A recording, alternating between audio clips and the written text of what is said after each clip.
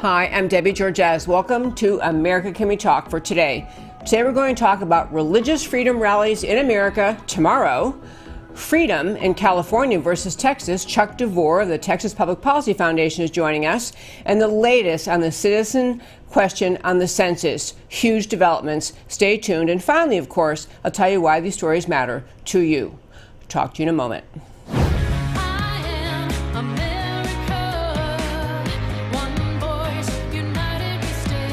Debbie Georgatos, host of America Can We Talk, is an author, attorney, and political analyst whose mission is to inspire the American political conversation about preserving liberty in the best country on earth.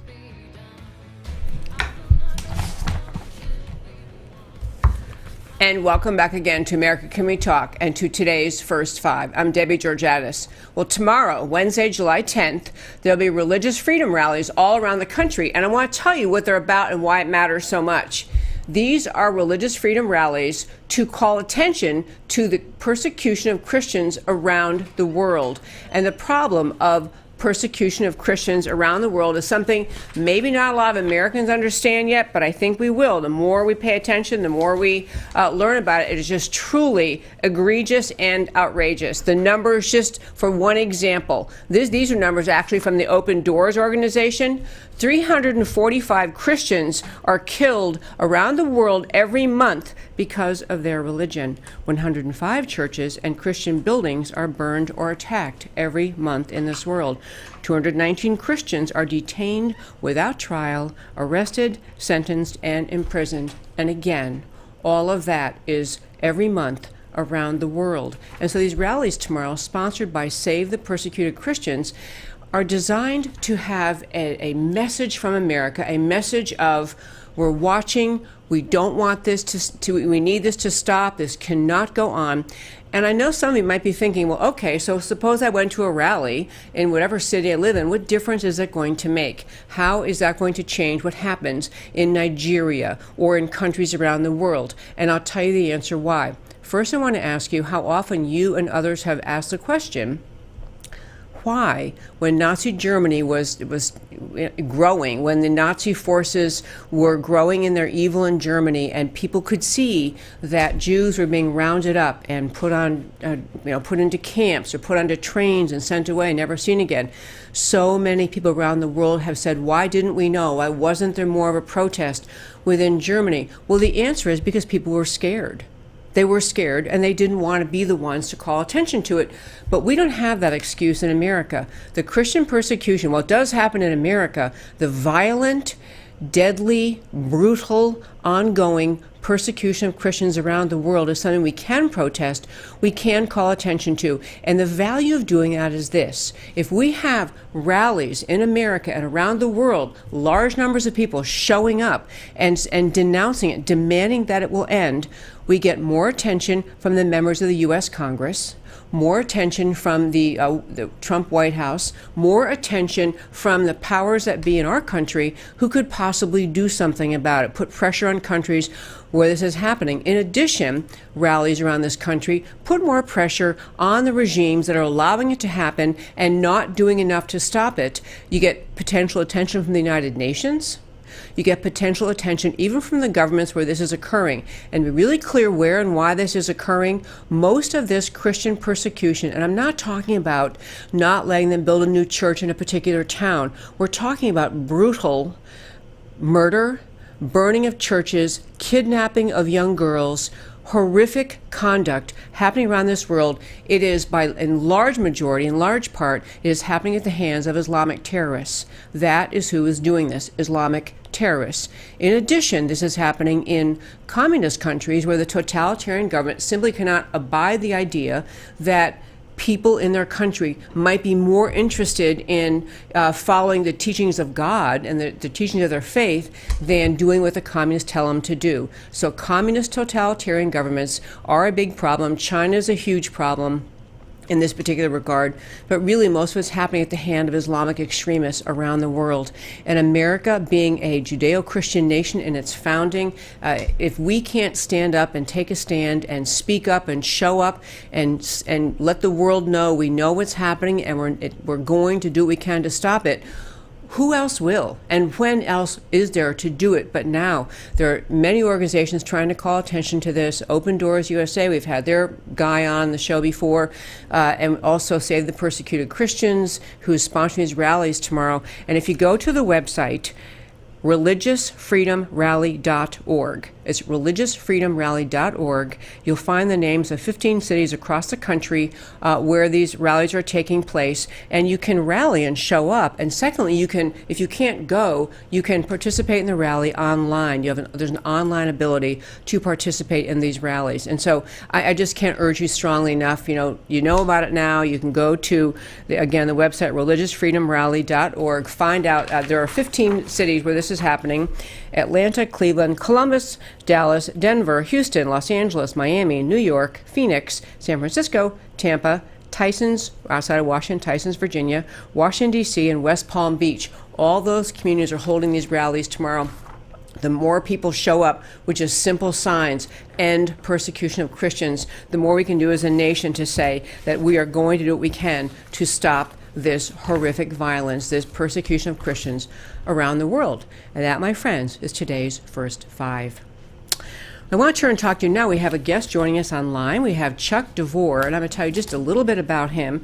He's been on the show before. Chuck DeVore is he's with the Texas Public Policy Foundation, which is an extraordinary state-based think tank here in Texas. It is a leader among state-based think tanks in inspiring legislatures and individual citizens to embrace and support conservative solutions to the problems that we face as states and countries.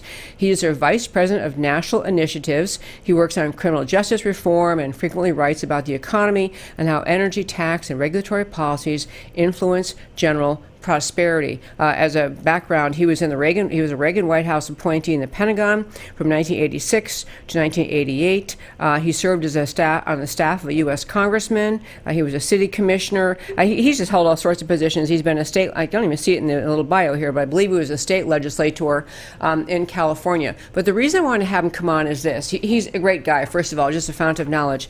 But he's been doing a lot of writing about contrasting the outcome, the impact of economic policies, comparing Texas, where we strive to support free markets, limited government, limited regulation, and the impact on the economy and jobs and on people in Texas, contrasting Texas with California, which has beautiful beaches and lovely weather, but an enormous big government mentality pervades California. And so Chuck's been writing about this in various places, and I want us all of us to be talking about the idea that the policies our lawmakers embrace, whether it's Texas and conservatism or California, practically socialism, what that means for the average Joe, the average person, what the impact is on those policies that the legislature embraces. So without further ado, and I hope we have him online. Hi, Chuck.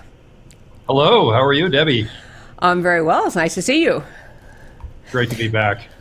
So I'm going to plant one seed and then get into these articles you've written recently. You're getting people's feathers ruffled. You're kind of pointing out some of the weaknesses in California's policies. But I want to start with the idea and just kind of go back to it periodically.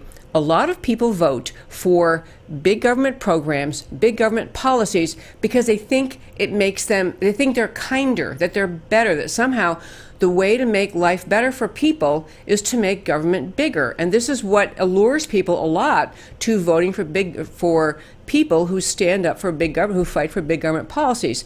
So, and frankly, especially women seem to suffer from this, that, I can't solve everything, but I can vote for big government, and government will solve everything. So I want to talk about what's really happening on the ground in California. First of all, just to start with, you wrote a piece, this was in Forbes last month, workers moving from San Francisco to Austin would get an immediate 46% raise due to less regulation. Okay, how can that be? Tell us about that.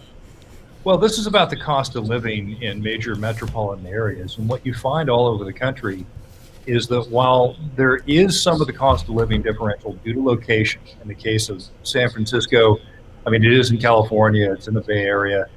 However, anyone who's been to San Francisco knows, as Mark Twain once said, the coldest winter I ever spent was a summer in San Francisco. So it's not exactly known for its good weather like Southern California, where I was from.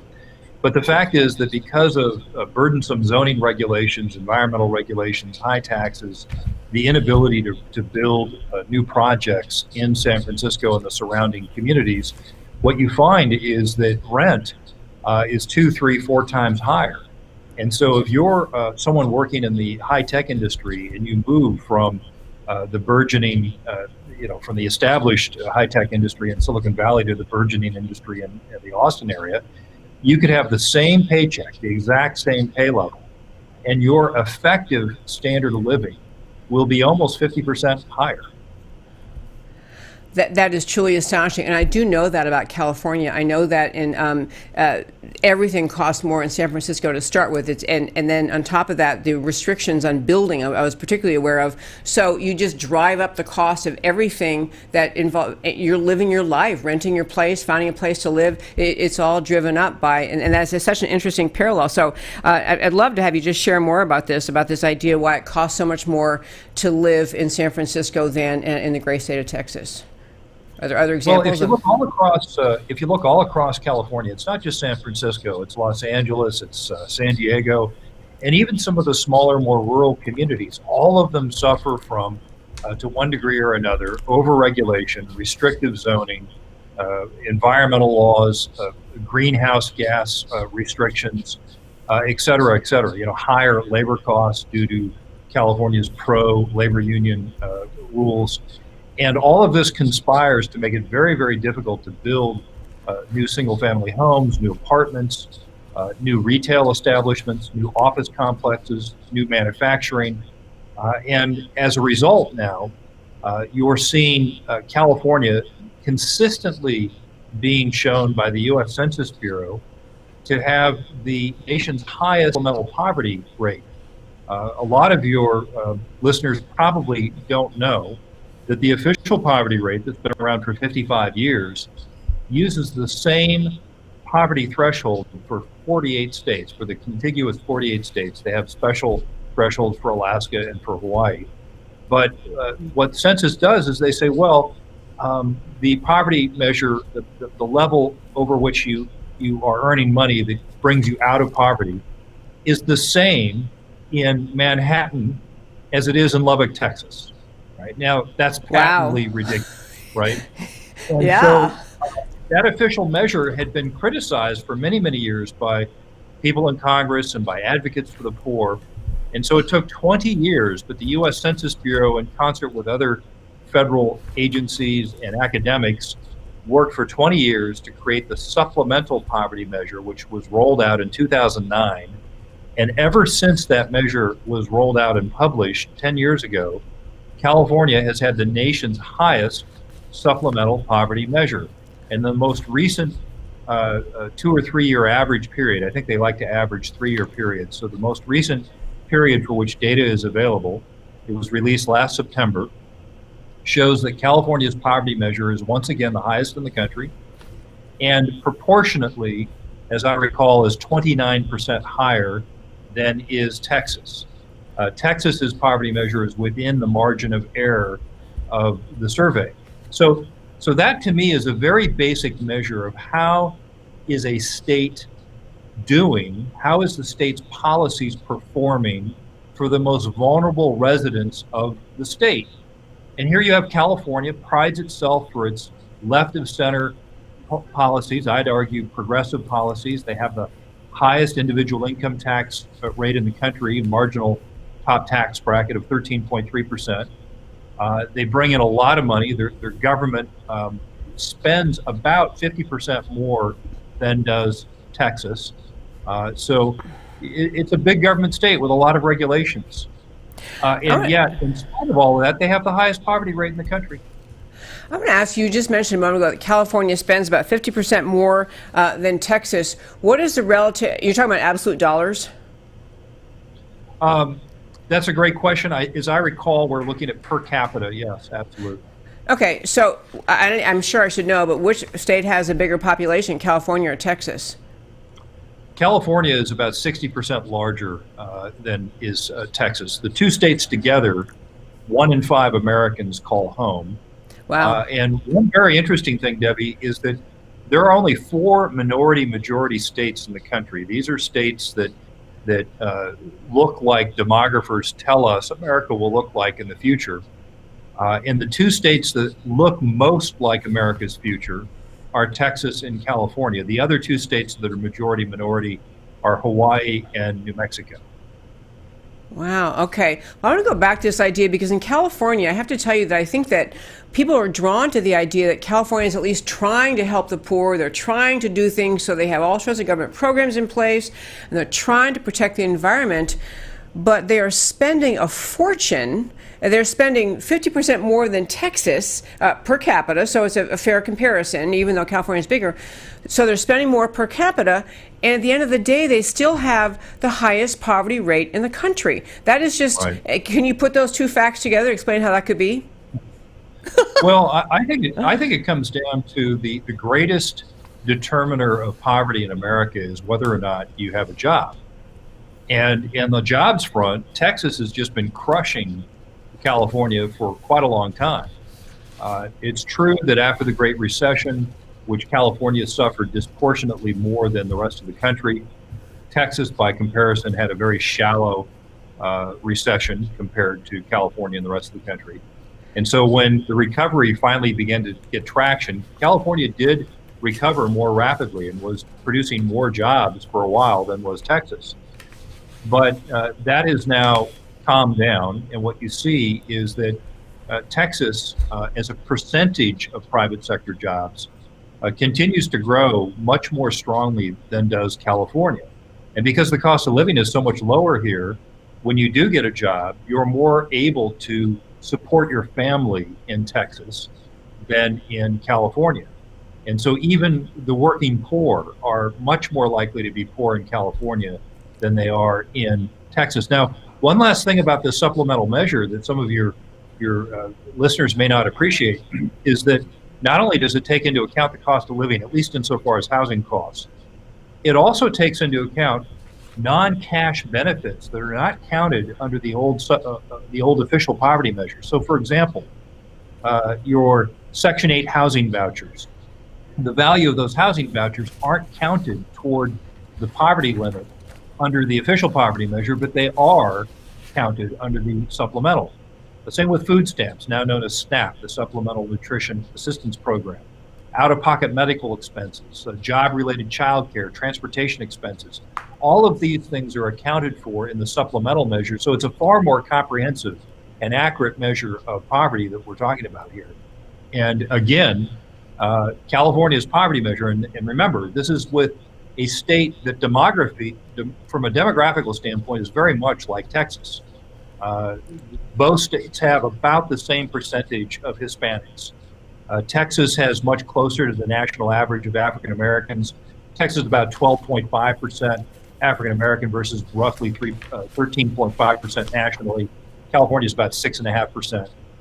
Asians, California is about 14.5%, Texas is about 4.5%. So when you look at all the data, you see that these 2 states are very diverse, and yet Texas's supplemental poverty measure is within the margin of error of the national average.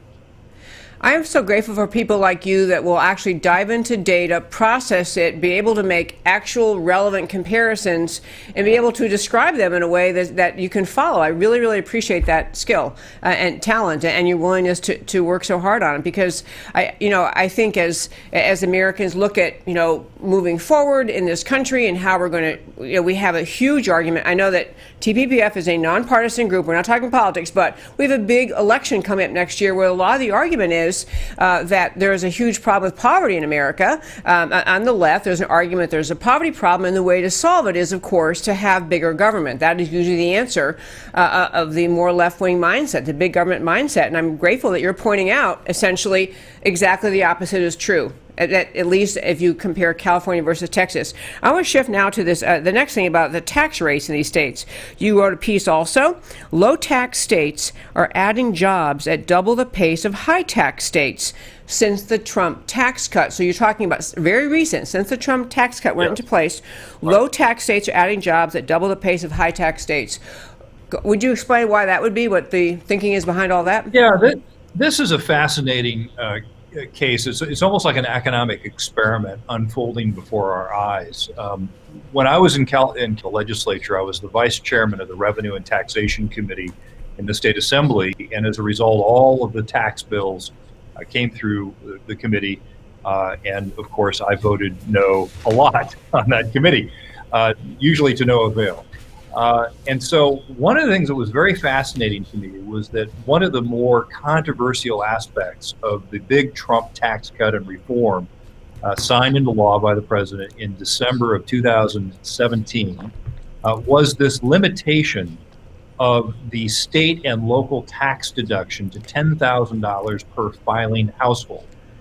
Now, the SALT deduction, the state and local tax deduction, known by the acronym SALT, the SALT deduction was essentially a subsidy for high tax states and localities. Because what happened was, if you were one of the Americans who itemized their individual income tax return, and roughly 30 to 40% of Americans do, depending on which state you're from. So if you're one of those 30 or 40% that itemizes, what would happen is you got to deduct the full amount of your state and local taxes off of your taxable income.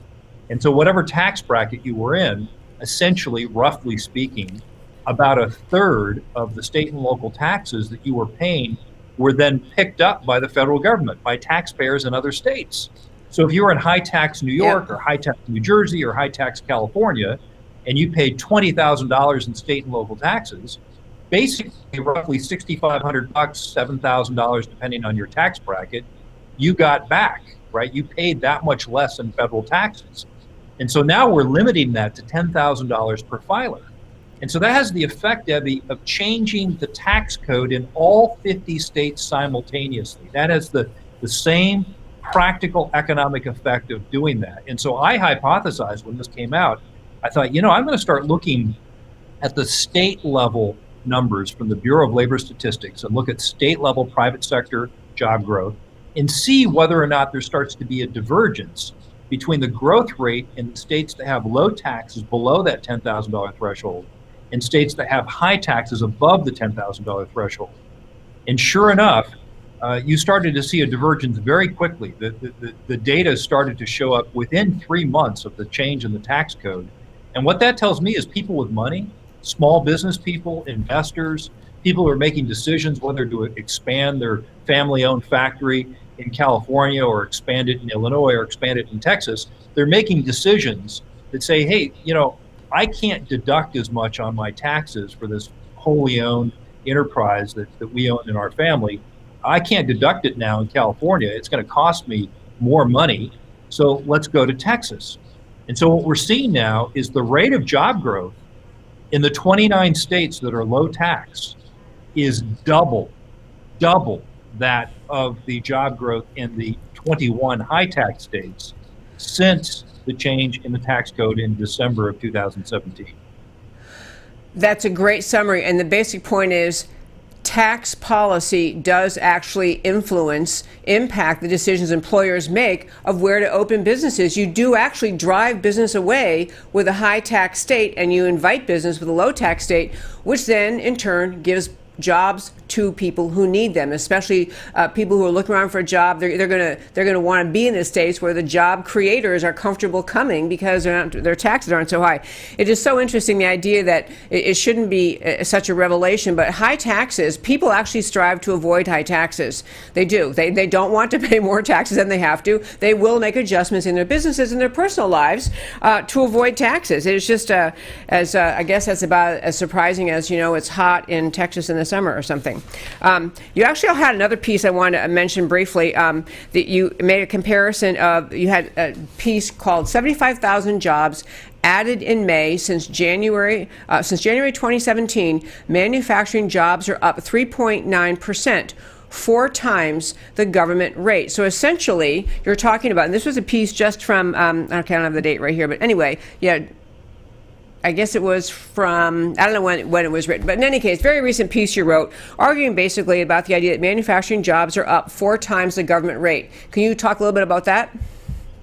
Yeah, so one of the things I was very interested in comparing was like periods of time under the last administration versus the current administration. And the reason why it's important to compare like periods is that the latter part of the Obama administration was during what many economists would call it the mature phase of a business cycle, right? All of the early rebound from the Great Recession was over with.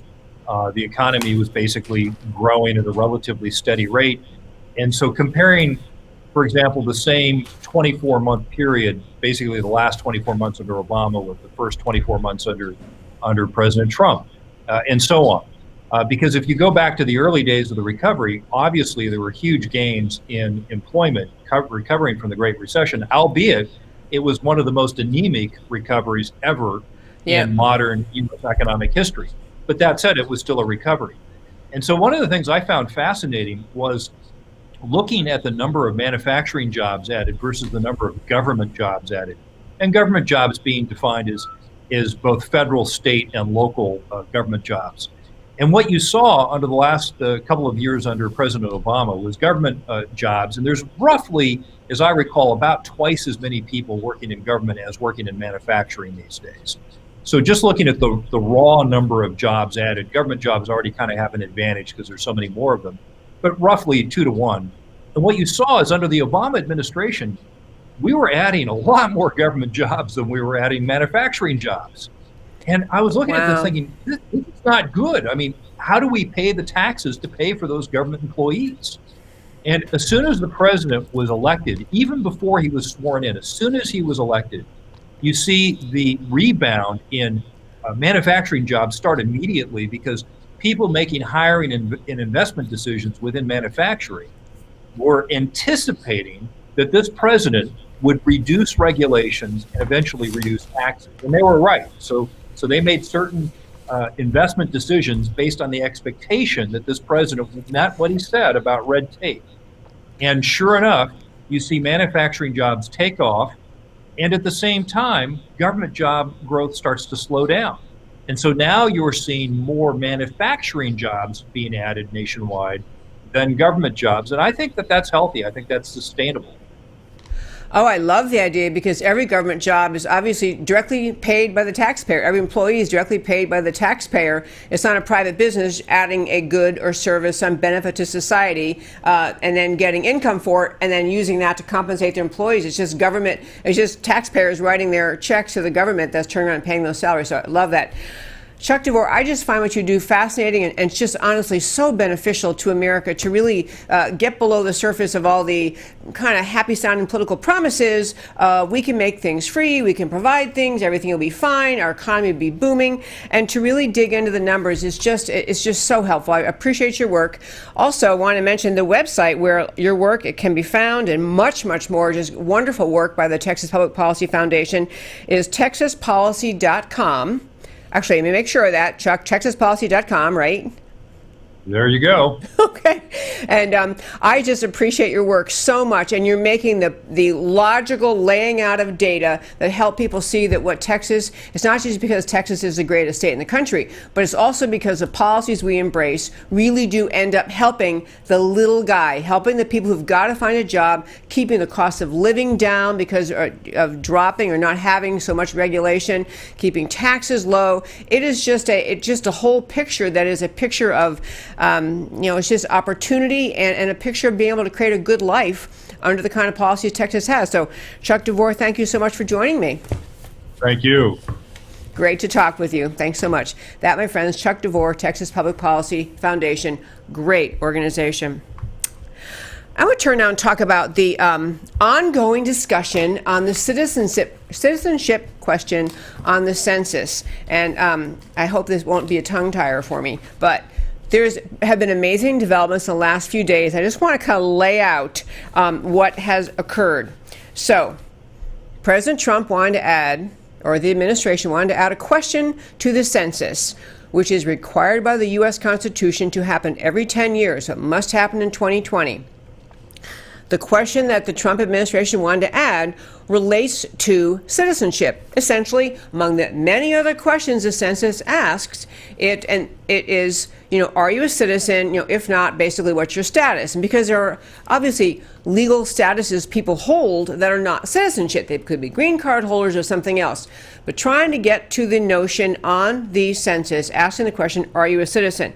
So there were many left-wing organizations that spoke out against it, and the census, the plan was moving forward. It is actually the Commerce Department that puts out the census with input from the Justice Department. So the case challenging whether or not the question could be added to the census got all the way to the Supreme Court. We already talked about this. June 27th, the Supreme Court, in a very surprising ruling from many people's viewpoint, ruled 5-4, Justice Roberts going with the liberal side of the court, and the 4 conservative justices were fine with the question, but the 5-4 ruling said, it did not, to be clear, it did not say that citizenship can never be asked on the census. It did not say that. The Supreme Court said, actually, that the case had to be sent back down to a lower court. Essentially, they were trying to get to the question of what was the motivation for wanting the question on the census. And there were the argument of the plaintiffs, the people who brought the lawsuit, which are a handful of Democrat-run states, ACLU, other immigrant rights organizations, the kind of leftist mindset in this country brought the lawsuit saying that there should not be a question on the census about citizenship. So the Supreme Court ruled the case had to go back down to the lower court to try to work through what the motivation was of the president and the administration wanting to put the question on the census. Well, to be really clear, and Justice Roberts is perfectly aware of this, there was not time between the June 27th ruling when the Supreme Court said you got to go back down to the trial courts, and the time that the Commerce Department had to get the census to the printer to get it started. The census has to be ready by law by a certain time. So it was essentially, even though the decision never said you can't have the citizenship question on the census, the practical impact of Roberts siding with the liberals who don't want the question on the census was to make it almost impossible for the Trump administration to move forward with the census question. So that happened on June 27th. Then on July 2nd, a lawyer within the Department of Justice named Kate Bailey, trial attorney at the Department of Justice, sent out an email, and then later there was a tweet confirming it, an email saying that the Trump administration had said, okay, we surrender. We can't find a way around this. We're going to go ahead and send the census to the printer. She sends this out on July 2nd. There was, of course, hooting and hollering and cheering by the left, saying, oh, yay, we kept the citizenship question off the census. Very next day, July 3rd, President Trump put out a tweet saying, this is Trump's tweet, July 3rd. The news reports about the Department of Commerce dropping its quest to put the citizenship question on the census is incorrect, or, to state it differently, fake, in all caps. We are absolutely moving forward as we must because of the importance of the answer to this question. So Trump is telling DOJ, find a way to do this. We got to get this question on the census. And we have a statement, a kind of non-specific statement, but there was a statement put out by Attorney General Barr saying, we think we found a way to do it. We think we found a legal way. So they're still sorting it out. He did not describe in his statement what the legal way was to keep that question on the census. In the meantime, the Department of Justice announced that they are changing the lawyers within the Department of Justice who are going to be dealing with this census question litigation. So Barr is saying we're changing lawyers. He was required to make a filing with the court to announce they're changing lawyers just within the Department of Justice, changing lawyers on who's handling the government's arguments on the subject of this census question. Barr says we're changing lawyers, and he files the appropriate papers. And the lawyers for the plaintiffs, the lawyers for the states challenging this census question, and the ACLU and all the immigrant rights groups are fighting. They are opposing in court opposing the right of Attorney General Barr to designate which lawyers inside the Department of Justice ought to be handling this case. They are saying, these plaintiffs' lawyers, the ACLU types, are saying the Attorney General doesn't get to decide who among his lawyers handles this case. We, the plaintiffs' lawyers, we get to decide. We get to say, we like the old lawyers. We don't want the new lawyers. Well, I got to tell you something. If you ever wanted a tip, if you ever wanted a hint that this entire obnoxiousness of the American left is in part tied to and relying on this, and people always say, oh, deep state, but the deep state lawyers inside the Department of Justice, the lawyers who are trying to push the Obama agenda, who are holdovers from the Obama administration, trying to push the Obama agenda. So Barr finally realizes that the lawyers, Attorney General Barr finally realizes the lawyers in the Department of Justice who've been handling this, they're not really helping the cause. They're not really trying to move the ball forward and find a way to do this. So he wants to switch lawyers. And people, I am surmising this reason. No one has told me this. I'm just making this as an educated guess. Barr figures out the lawyers inside the DOJ are not helping the cause of finding a legal way to get the question on the census, and the plaintiffs' lawyers are thinking exactly the same thing. Hey, wait a minute. We have lawyers inside the DOJ who are on our side, who are just, they're helping us along here. We don't want new lawyers who might bring new legal reasoning and fighting on this census question. And I'll tell you, folks, we've talked about this in this case before, and I just think it's important to understand the reasons behind what both sides are doing. One more thing I want to make clear, though, about the facts to keep straight on this, and that is I sent to my wonderful producer, Matt, a slide I'm going to play in there it is, right there. You keep hearing the leftists in this country saying, we haven't had a census question we haven't had a citizenship question on the census since 1950. This is ridiculous. This is racist. This is wrong. And you hear other people saying, we've had this all along. Well, here is the laid out answer, and maybe hard to read, so I'm just going to tell you the answer. The census has contained a question relating to citizenship for 100 years. 1870 through 1950, at least, they had the question of your birthplace. They had, starting in about I guess it must be, I can't read this chart because there's a funny line, but somewhere between, I guess, 1880, they started asking, or a little after that, started asking about your citizenship. So the line on the right, the column on the right is citizenship, column on the left is birthplace. Even into 1960, you're seeing different shades of green there. Into 1960, they had a random 25% of the census form sent out included the question of birthplace. And they had, throughout all those decades leading up to the year 2000, some portion of people receiving the census in the mail got the question of birthplace, and some portion got the question of citizenship.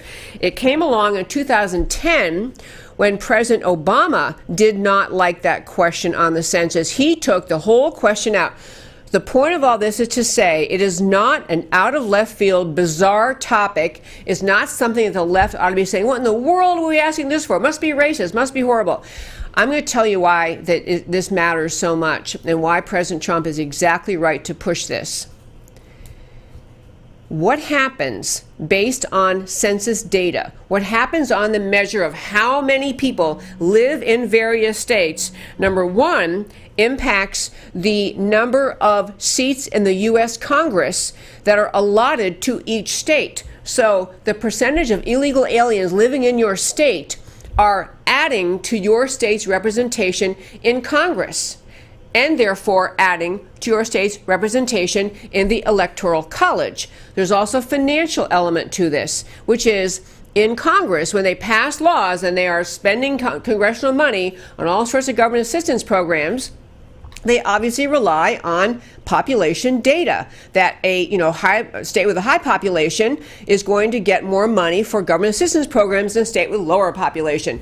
So Congress would be able to, if the census question were there, are you a citizen, would be able to figure out what portion of the number of people populating any particular state are illegal aliens. Now, and may decide, you know what, we're going to cut back because, just raw numbers. If your city has 2 million people, but a full 1 million of them are illegal aliens, we're not going to be sending you as much money because that's not really what our government assistance programs are designed to do. We're going to cut back, and we're going to base our allotment to your city on the number of legal citizens. There are all sorts of ways the government can use this data to actually adjust the spending in our country to focus on spending tax dollars on legal citizens.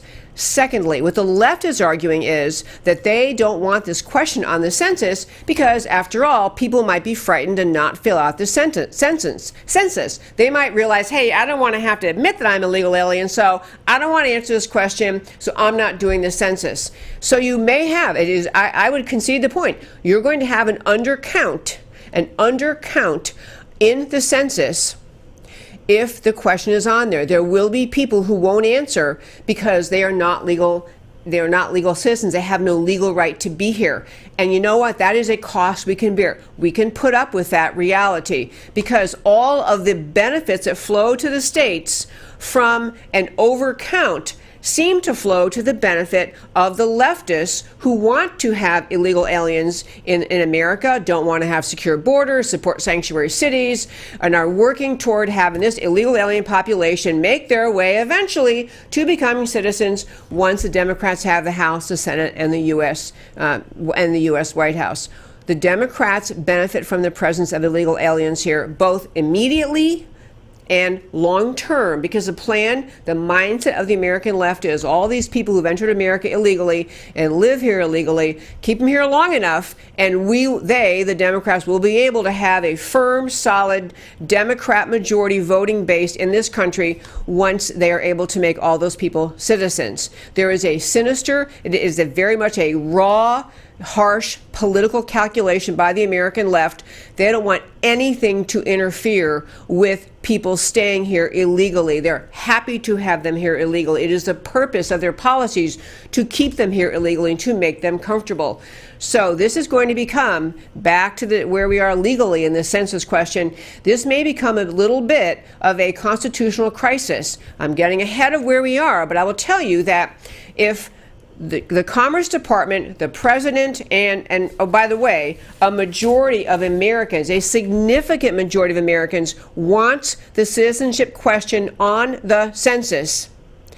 And the courts, through Roberts, don't even get off on Roberts' problems today, but Roberts having sent this back to lower court, if the left succeeds in keeping this question off of the census, they are succeeding in perpetuating the overall mission they have to, not secure the border, never build a wall, let people come in, don't restrain them in any way, don't even bother checking the refugee status or asylum status.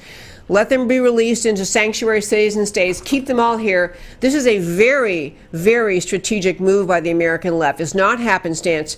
And the idea that we're going to be here in the year 2019 preparing for the 2020 census and let the left bowl over the entire census process and say, we're just not going to let you know how many legal aliens are here. I think the left is worried the American people don't want to, the left does not want the American people to understand how many people are here in this country illegally, because it will cause people to support firmer immigration policy, more secure borders, more deportations of people who have no right to be here. The poll, by the way, before we're going to do one last thing, folks, going to get to our why it matters to you, but here's the polling data in America. Pretty large poll was done, this is a Harvard, Capps, and Harris poll, so it's a big poll.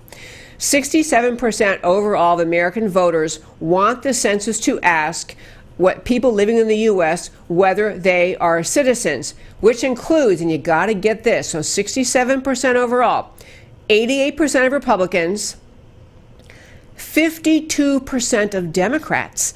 slim majority of Democrats think the census should ask about citizenship, and then of course 63% of independents. So that's where we are. America wants it, the administration wants it, the Commerce Department wants it, and I'm going to tell you folks, I don't think that the Commerce Department and the Trump administration are going to take this sitting down, the idea that the courts are going to muddle up their effort to get this question on the census. I don't know what Attorney General Barr has in mind, but he is on a mission to get that question on the census, and I think he's exactly right.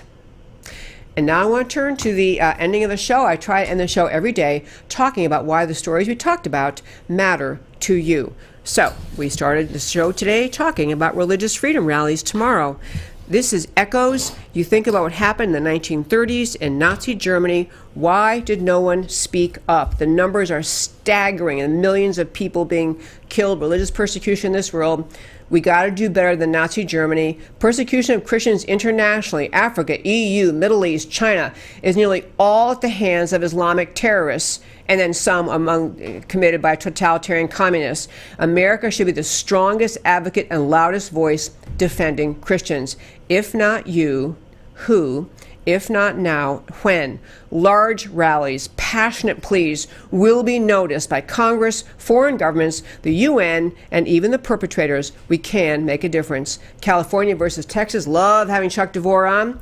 The facts are not in dispute about whether freedom or big government works better. Texas, less regulation, lower taxes, enforces the law, results in greater job growth, better pay, less social dysfunction. In California, we didn't even get to with Chuck DeVore about it. He had a whole long piece talking about how California is having an outbreak of bubonic plague and typhus because of allowing homeless people to live on the streets and all the danger that spreads. California, more regulation, higher taxes, lawlessness, sanctuary state status, results in lower job growth, lower effective pay rates, higher homelessness, TB, and typhus. High taxes on the rich do not make life better for anyone. On this census question, why it matters to you, this issue, folks, it just boils down to whether America still believes that citizenship matters. Get that point again. This question boils down to whether America still believes citizenship matters. It epitomizes the disconnect between the ruling class and the American people, between the open borders, America is nothing special leftists, versus the border security matters because America matters patriots. There is nothing racist about asking about citizenship. Citizenship is colorblind. Opposition to the census question is about hiding from the American people the number of people living in our country illegally and facilitating having non-citizens count toward congressional representation and government benefits, and having illegal aliens safely waiting in the wings as future citizens destined, Democrat Party hopes, to vote Democrat. And the last thing on the census, Americans will look back someday at our era and ask, why could we not figure out that citizenship matters because America matters? We must see the leftist hysteria against the question as a flat-out admission they have no regard for the concept of citizenship. The Supreme Court, especially Justice John Roberts, inexplicably and unnecessarily punted the issue back to the lower courts, seemingly trying to make it impossible to include in the 2020 census. This leftist manipulation of the issue should not be allowed to stand. Attorney General Barr appears set to provide constitutional adult supervision. And that, my friends, is America Can We Talk for today. Thanks so very much for tuning in. Talk to you every Monday through Thursday, 3 p.m. Central Time on this show, America Can We Talk, where I always talk truth about America because America does matter. America matters. Talk to you tomorrow.